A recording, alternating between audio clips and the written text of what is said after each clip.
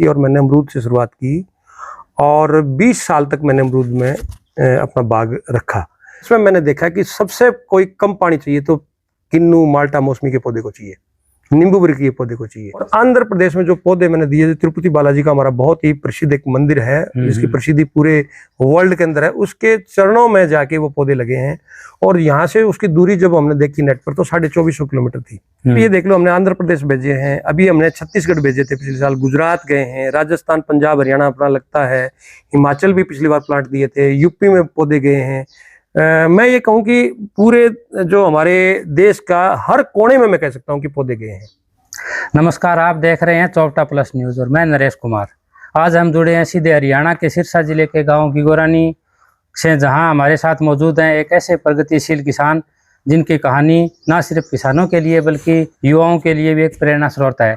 आज हम बात कर रहे हैं प्रगतिशील किसान वीरेंद्र जी सहू की, जिन्होंने सीडलेस, किन्नू, माल्टा, नींबू और मौसमी सहित कई प्रकार की नर्सरी से देश भर में अपनी पहचान बनाई है। वीरेंद्र जी, आपका हमारे चैनल में बहुत बहुत स्वागत है।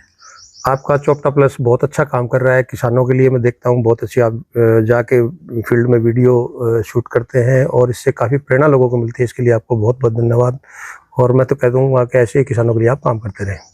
तो सबसे पहले हम आपसे ये पूछना चाहते हैं कि आपने खेती को किस मोड़ पर चुना और सीडलेस बागवानी की शुरुआत ही क्यों की? सीडलेस बागवानी की शुरुआत नहीं है, इसके पीछे बहुत बड़ी कहानी है। अपना जो क्षेत्र है वो कॉटन बेल्ट है मेजर, और मैं अगर बहुत पीछे जाऊं तो 2002-03 के अंदर यहाँ अपने कॉटन बेल्ट में एक बार अमेरिकन सुंडी आई थी बहुत भयंकर तरीके से। और आज भी कॉटन में अगर देखते हैं तो 5-6 साल से बहुत मार है किसानों को। तो उस समय क्या था कि सारी हमारी जो एरिया की फसल थी वो चौपट हो गई थी। और उस समय मैं सोचने पर विवश हो गया कि मैं जब कॉलेज टाइम से बाहर निकला तो सोचने पर मजबूर हो गया कि जिस तरह से किसान की हालात तो बहुत बुरी है, हम बदलाव क्या करें। तो संसाधन उस समय बहुत कम थे, न तो वैरायटियाँ थी और न कोई सरकार की इतनी सहायता थी। फिर भी मैंने थोड़ा प्रयास किया और घर का बहुत सपोर्ट रहा, फादर साहब का, सबका। और मैंने यहाँ अमरूद लगाया था सबसे पहले। और मैं आपको एक बात बताऊँ, अमरूद में भी कोई वैरायटियाँ नहीं थी। आज तो अपने एरिया में जैसे हमारी यूनिवर्सिटी की इशार सफेदा है, इशार सुरखा है, ताइवान पिंक, बहुत से नाम हैं, लेकिन उस समय कोई रजिस्टर्ड अच्छी नर्सरियाँ नहीं थी। और मैंने अमरूद से शुरुआत की और 20 साल तक मैंने अमरूद में अपना बाग रखा। और उससे मैंने एक नाम, एक पहचान बनाई।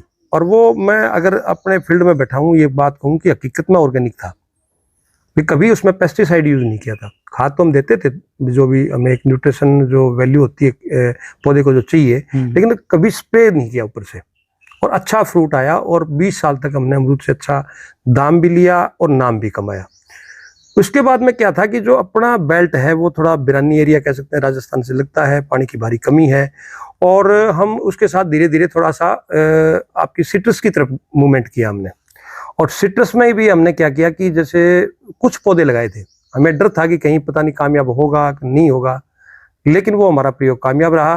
कि सिट्रस में मैंने देखा कि सबसे कोई कम पानी चाहिए तो किन्नू, माल्टा, मौसमी के पौधे को चाहिए, नींबू बरी के पौधे को चाहिए। सबसे पहले कितने एकड़ में आपने बाग को शुरू किया? मैंने सबसे पहले 8 एकड़ में अमरूद का बाग लगाया था।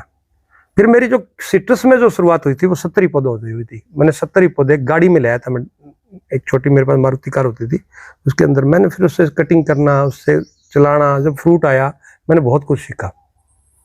आपने जो हाईटेक नर्सरी तैयार की है उसके पौधे देश में कहाँ जाते हैं? विदेश में भी जाते हैं आपके पौधे? विदेशों से कॉल आते हैं, विदेश में जाते नहीं है, विदेशों से कॉल आए हैं। जैसे अपने इंडिया के लोग रहते हैं बाहर, तो उन्होंने, जैसे ये आजकल सोशल मीडिया का जमाना है, जैसे आप मेरे साथ बातचीत कर रहे हो, तो ये एक जगह नहीं, पूरे देश में, पूरे वर्ल्ड में जानी है ये बात। तो वो जब उन्होंने देखा कि मैं यहाँ सीडलेस किन्नू तैयार करते हैं, PU1 जो हमारे PU पंजाब यूनिवर्सिटी का जो हमारा PU1 है वो तैयार करते हैं, तो अमेरिका से भी यहाँ अपने एक ये झज्जर के बीच में उनका फार्म है, तो उनको 2000 प्लांट दिए थे मैंने पिछले 2-3 बार में। कनाडा से भी अपने यहाँ पंजाबी भाई हैं जो गए हुए हैं, उनका भी फ़ोन आए। तो बहुत से फ़ोन फॉरेन से, एक हमारे USA में रहते हैं जो बादाम की खेती करते हैं वहाँ ठेके पर लेके, गंगानगर के पास उनका फार्म, उनको भी हमने 700 पौधे अब की बार दिए थे।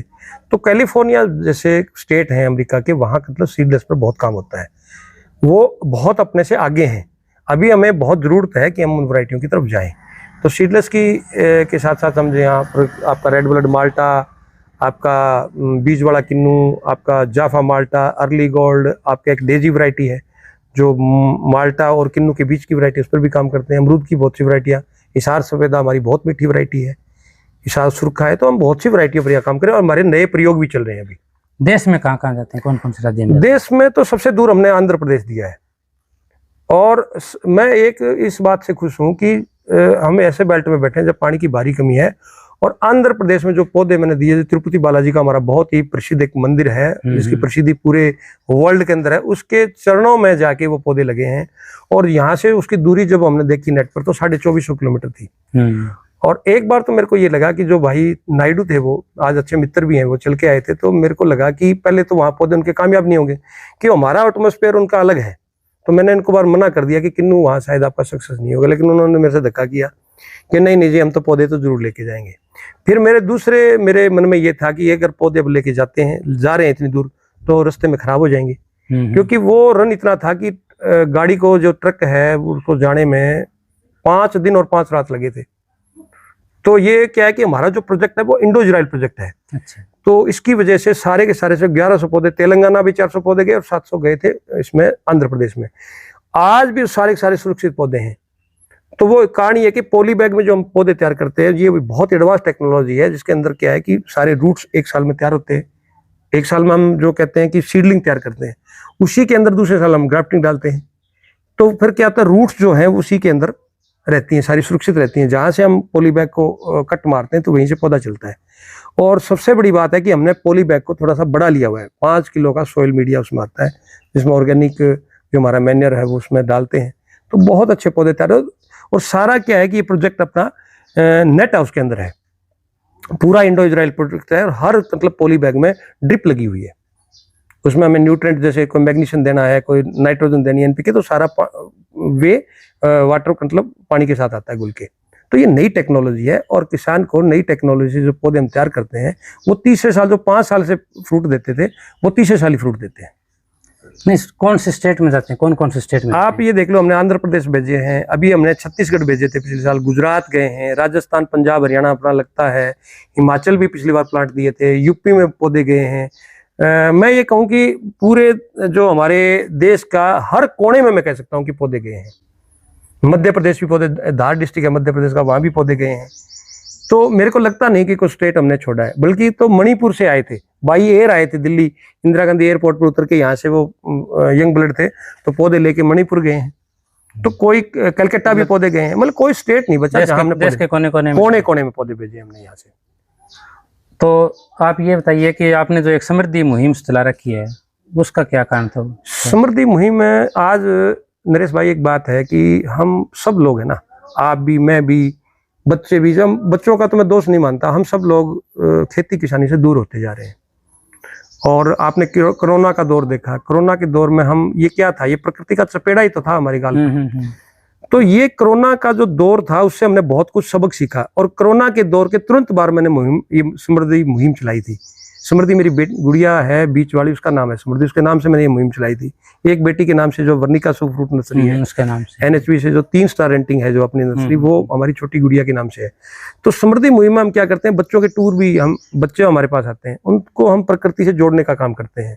उनको बताते हैं कि पेड़ कैसे बनता है, कैसे उसको रख रखाव होता है, कैसे उसकी प्रूनिंग होती है, किस प्रकार हम उसको खुराक देते हैं, पानी किस मेथड से दिया जाता है, कौन कौन सी हम वैरायटियां पैदा कर सकते हैं। और आज मेरे को लगता है कि अगर बच्चों को हमने नहीं जोड़ा ना, तो बच्चे पिज्जा बर्गर में फंसकर उनको ये पता नहीं चलेगा कि टमाटर खेत में पैदा होता है कि फैक्ट्री से आ रहा है। और समृद्धि मुहिम को मैं हर स्कूल में भी लेके जाता हूँ। अब मेरे गांव का स्कूल है, इसमें हमने क्या है कि हमने नर्सरी के नाम से एक प्राइज रखा हुआ है, जितने भी बच्चे फर्स्ट सेकंड आते हैं उनको हम प्राइज देते हैं। और हम भिन्न भिन्न स्कूलों को चुनते हैं और बच्चों को खेती किसानी और प्रकृति से जोड़ते हैं। पानी बचाने पर हम पूरा फोकस करते हैं कि आज पानी बहुत बहुमूल्य है। आपको कई बार राज्य स्तर पर पुरस्कार भी मिल चुका है बागवानी के क्षेत्र में, हाईटेक बागवानी के क्षेत्र में, कैसा अनुभव करते हैं? बहुत अच्छा लगता है कि अब आपकी बार मेरे को 4थी बार हाईटेक नर्सरी और बागवानी में हरियाणा सरकार ने, जो चरण सिंह जी का हम सबसे बड़ा दिन मनाती है हमारी यूनिवर्सिटी, आपकी बार हरियाणा लेवल का पुरस्कार मिला। तो बहुत अच्छा लगता है जब आपसे सबकी दुआ होती है, जो अच्छा काम करता है उसको अगर सरकार अगर सम्मानित करती है, तो और भी किसानों को इसमें आगे बढ़ने का मौका मिलता है और अच्छे किसानों से मिलने का भी मौका मिलता है, अच्छे साइंटिस्ट से मिलने का मौका मिलता है। ये बड़ा भाव है इसके अंदर। जो हम पेड़ देते हैं उसमें देखो कितने पक्षी बैठते हैं, कितना हम पर्यावरण सुधारते हैं। उसके बाद में एक सबसे बड़ी बात जो अगर मेरे समझ में है वो है न्यूट्रिशन वैल्यू। एक तो आप कोल्ड ड्रिंक पीते हो, एक आप रियल जूस पीते हो, तो हम क्या है कि एक न्यूट्रिशन को बढ़ाने वाला भी एक कदम हमारा है। और पर्यावरण के साथ साथ हम पानी को बचाने का, क्योंकि जो ड्रिप से हम जो प्लांटेशन करते हैं इसमें पानी बहुत कम लगता है। आज चावल का विषय लीजिए, चावल को हम 1 kg हम तैयार करते हैं तो 5000 लीटर पानी लगता है। तो पानी की बहुत मतलब जो हो रहा है दोहन हो रहा है। तो कई एरिया ऐसे हैं जहाँ मतलब पानी अपना मतलब बहुत नीचे चला गया। आज आपके यहाँ कितने क्षेत्रफल में नर्सरी है, जिसमें कौन कौन से पौधे हैं, किस किस वैरायटी के? ये हमारा अपना 27 एकड़ का फार्म है, जिसके अंदर 20 एकड़ में तो हमारा मतलब ऑर्चर्ड है, जो अलग अलग वैरायटियाँ मदर प्लांट सारे हैं। और 7 एकड़ में सारा हमारा इंडो इजराइल प्रोजेक्ट है, पूरा नेट में ड्रिप से नीचे वीड भी लगा होता है, फोगर लगे होते हैं ऊपर। और इसके अंदर हम करीबन 15 वैरायटी पर काम करें, 50 वैरायटी पर। कुछ नाम बता सकते हैं? नाम जैसे आपका सबसे पहला हमारा पॉपुलर ब्रांड है जो PA1 जाता है पूरे देश में, सीडलेस किन्नू, आपका बीज वाला किन्नू, रेड ब्लड माल्टा जिसको ब्लड रेड भी कहते हैं। इसके बाद में जाफा माल्टा, अर्ली गोल्ड, मौसमी न्यू शेलर। अभी हमने कुछ वैरायटियां बाहर से और भी मंगवाई हैं। उसके बाद नींबू का, आपके कागजी नींबू की बहुत सी वैरायटियां, नासिस 7, 8, परमालनी, PD के बाहर, बालाजी। और इसके अलावा अमरूद की जैसे इशार सफेदा, इशार सुरखा, ताइवान पिंक और VNR की भी हमने यहाँ मतलब बहुत सी वैरायटियाँ भी, यहाँ शहतूत की भी हमने एक अच्छी प्रजाति को अब पौधे तैयार कर रहे हैं। आपका हमने अब की बार पियर पर काम करना शुरू किया, जैसे पंजाब नक है, पंजाब ब्यूटी है, आपके आड़ू है, आलू बुखारा है। तो हम जो हमारे एरिया में जो प्लांटेशन हो रही है वो सारा हमारे पास मदर प्लांट है और सारा नेट में अच्छे प्लांट हम किसानों को देते हैं। आपसे मोटिवेट होकर कि कोई और किसानों लगाए हैं कोई बाग? बहुत से किसानों नहीं, एक आपने बहुत अच्छा प्रश्न पूछा। किसान नहीं, युवा के साथ साथ मैंने एक चीज देखा है, जो उम्र दराज लोग हैं जिन्होंने मतलब नौकरी पेशे में थे, जिन्होंने अब रिटायर होने के बाद में भी, मेरे गांव के हैं डॉक्टर मोती हैं, डिप्टी डायरेक्टर रिटायर हुए हैं, उन्होंने आके हमारी इस धरती में मतलब बागवानी की है और बड़ा सुकून महसूस करते हैं। जमाल से हमारे राम कुमार जी ताऊ जी हैं, जिन्होंने मतलब SDM SCS थे वो हरियाणा गवर्नमेंट में, उन्होंने आकर 50 एकड़ में बाग लगाया। अमेरिका से चल के मतलब यहाँ आके मतलब बागवानी कर रहे हैं। और बहुत से युवाओं ने भी मतलब ये स्टेप उठाया है और बागवानी की तरफ अब कदम उठाया, क्योंकि ये एक ऐसा ग्लैमर भी है, इसमें पैसा भी है और मतलब सबसे बड़ी बात है कि अपने सुकून का धंधा है। परंपरागत खेती के साथ साथ बागवानी कर सकते हैं या इसको परंपरागत छोड़ दें? उसके नहीं, परंपरागत खेती एकदम नहीं छोड़नी चाहिए। कि परंपरागत खेती अगर हम छोड़ देते हैं तो हमारा जो रोजगार एक बार छिन जाता है, एकदम रोजगार छिनता है तो उसके ऊपर क्या है कि एक प्रेशर आ जाता है। धीरे धीरे जाना चाहिए, लेकिन हटना जरूर पड़ेगा। आज बागवानी आधुनिक तरीका अपनाना, आधुनिक तरीके में बात बता दूं, बागवानी में क्या होता है, हम ड्रिप से पानी देते हैं। अब सरकार की सब्सिडियां, बल्कि मिनी ट्रैक्टर उसके ऊपर सब्सिडी है, आपके स्प्रे पंप पर सब्सिडी है, रोटावेटर आते हैं जो पौधे के नीचे तक कल्टीवेशन करते हैं। आज जैसे किन्नू हमारे कटिंग ज्यादा आती है, कटिंग के अलावा कोई भी मैन पावर का काम नहीं रहा, बल्कि बड़े ट्रैक्टरों के बजाय छोटे ट्रैक्टर का काम आ गया। तो हमें मतलब टेक्नोलॉजी पर जाना पड़ेगा। अगर हम टेक्नोलॉजी पर नहीं जाएंगे ना, तो फिर क्या है कि वो क्या है कि हमें एक जद्दोजहद ये रहेगी कि मतलब आप ना इधर के रहे ना उधर के रहे। तो जो भी काम करो अच्छे तरीके से करो। आप कुछ मतलब जो आपका परंपरागत खेती कर रहे हो उसके ऊपर आप चलते जाओ, लेकिन कुछ आप एरिया को हटाओ। जब आपको आमदनी लगे और इसमें अच्छा लगे, सीखो, फिर करो। अन्य बाकी किसानों के लिए आप क्या संदेश देना चाहते हैं? मैं तो बाकी किसानों को यही कहना चाहूंगा कि जैसे और क्षेत्र में बदलाव हो रहे हैं, तो खेती किसानी में बहुत बदलाव बड़ी गति से हो रहे हैं। आप कैलिफोर्निया में देखिए, और स्टेटों के, आज तो यूट्यूब पर, सोशल मीडिया पर हम बहुत सी चीज़ें देख सकते हैं। और मैं किसानों को ये कहना चाहूँगा, जिस क्षेत्र में जो चीज़ हो सकती है, जैसे मेरे क्षेत्र जो है वो सिट्रस का है, अमरूद हो सकता है, कोई क्षेत्र ऐसा है जहाँ पीर है, आलू बुखारा हो सकता है, कोई क्षेत्र ऐसा है जहाँ मतलब आम हो सकता है, कहीं सेब हो सकता है। तो एक तो आप वैरायटियों का चुनाव करते हुए, आप आजकल सोशल मीडिया पर ये होता है कि बहुत लाखों आमदनी दिखा देते हैं, जबकि उसको ये किसान को ये पता नहीं होता कि मतलब ये यहाँ पौधा सर्वाइव करेगा कि नहीं करेगा। तो वहाँ उसका बहुत घाटा हो जाता है। किसान बड़ा होता है, कोई भी बरगला लेता है उसको। तो जहाँ भी जाए पहले उसका सर्च करे, उसको सीखे, फिर करे। तो जो जिस क्षेत्र में जो वैरायटी हो रही है, किसान को देखो, कोई भी वैरायटी हम पैदा करते हैं, पैसा एक जैसा आना है। वही तो सेब वाले का आएगा उतना पैसा, उतना ही किन्नू वाले का आएगा, उतना ही अमरूद वाले का आएगा। तो जो जिस क्षेत्र में वैरायटी होती है उसके ऊपर जाना चाहिए और सोच समझ के, जैसे KV के हैं, कृषि विज्ञान केंद्र हैं, जो हमारे साइंटिस्ट हैं, हमारे एग्रीकल्चर के बहुत से साइंटिस्ट जो हमारे एक्सपर्ट हैं, उनके पास जाना चाहिए। किसान वीरेंद्र जी साहू, जिन्होंने दिखा दिया कि मिट्टी से जुड़कर एक नई उड़ान भरी। अभी किसान है तो इनसे प्रेरणा जरूर लें। अभी के लिए मुझे दीजिए इजाजत और फिर मिलेंगे।